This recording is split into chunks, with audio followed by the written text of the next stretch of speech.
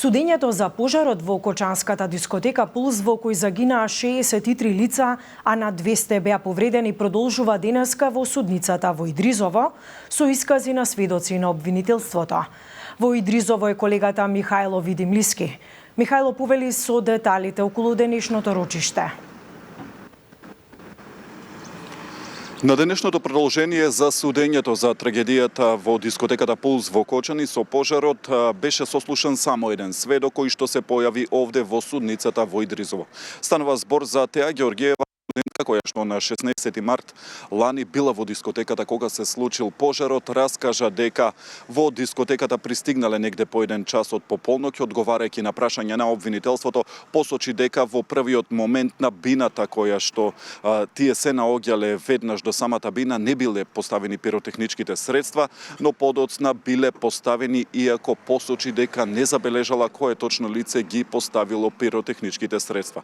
Раскажа и за моментите за настанување на пожарот, односно дека во првиот момент кога настанал пожарот не го сватиле толку сериозно, но откако било посочено од членовите на бендот дека треба да излезат, веќе тогаш почнале сите од дискотеката да излегуваат, при што настанала голема турка самиот излез од дискотеката.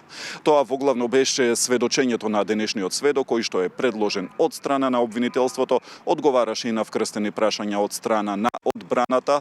Од судот беше посочено дека уште неколку сведоци кои што се на предлогот на обвинителството не може да бидат пронајдени, односно се недостапни за органите на прогон, па така судиката Дијана Груевска-Илиевска одлучи дека доколку и до следното рочиште или на некој од следните рочишта не бидат обезбедени овие сведоци, ќе бидат прочитани нивните искази дадени пред обвинител во Кочанското обвинителство. Инаку, иако се очекуваше на денешното рочиште обвинителството да се произнесе по барањето на одбраната на правообвинетиот Дејан Јованов Деко, ефективниот притвор да му се замени со домашен притвор поради нарушена здравствена состојба, обвинителството најави дека сепак на следното рочиште ќе каже свој став околу барањето на одбраната да му се замени ефективниот со куќен притвор на Дејан Јованов Деко. Тоа беше се за денеска, инаку на следното рочиште кое што е веќе закажано за во вторник на 28 април се очекува да биде сослушан еден сведок, но и да се презентираат пред судот од страна на обвинителството вештите наоди од обдукциите на починатите.